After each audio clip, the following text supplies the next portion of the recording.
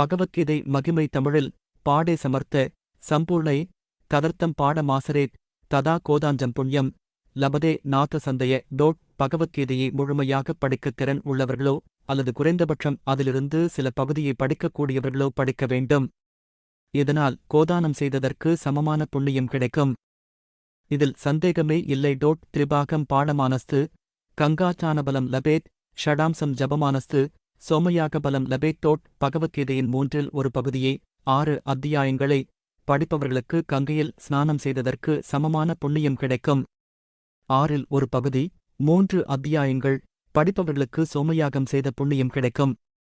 ஏகாத்தியாயம் துயோ நித்யம் படதே பக்தி சமயுத ருத்ரலோகம் அவா போதி கணோபூத்வா வசிச்சிரம். யார் பகவத்கீதையின் ஒரு அத்தியாயத்தை பக்தியுடன் தினமும் படிப்பாரோ அவர்கள் ருத்ரலோகத்தில் சென்று அங்கு ருத்ரகணங்களுடன் நிரந்தரமாக வாழ்வார்கள்.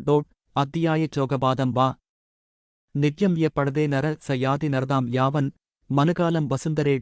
யார் பகவத்கீதையின் ஒரு அத்தியாயத்தின் 4இல் ஒரு பகுதியை தினமும் படிப்பாரோ அவர்கள் ஒரு மனுவந்தர காலம் வரை உயர்ந்த மனிதராகப் பிறக்குவார்கள். கீதாயா லோக தசகம் சப்த பஞ்ச சதுஷ்டயம் தீனேகம் தகர்தம் வா ஜோகானாம் படேனர.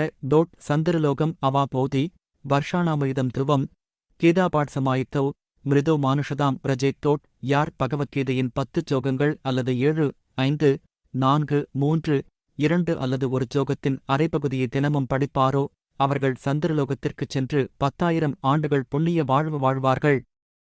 மேலும் அவர்கள் கீதையைப் படிக்கையில் இறந்தால் உயர்ந்த மனிதராக பிறப்பார்கள். கீதாபியாசம் புன கிருத்வா லபதே முத்திமுத்தமாம் கீதேதிச்சாரசமிக்தௌ மிரியமானோ கதிம் லபேத்.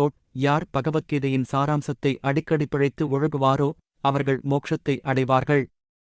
கீதா கீதா என்று உச்சரித்து இறந்தவர்களுக்கு உயர்ந்த சுகபரலோகம் கிடைக்கும். கீதார்த்த சிரவணாசகௌ மகாபாபயுதோபி வா வைகுண்டம் சமவா போதி விஷ்ணுநாசகமோததே.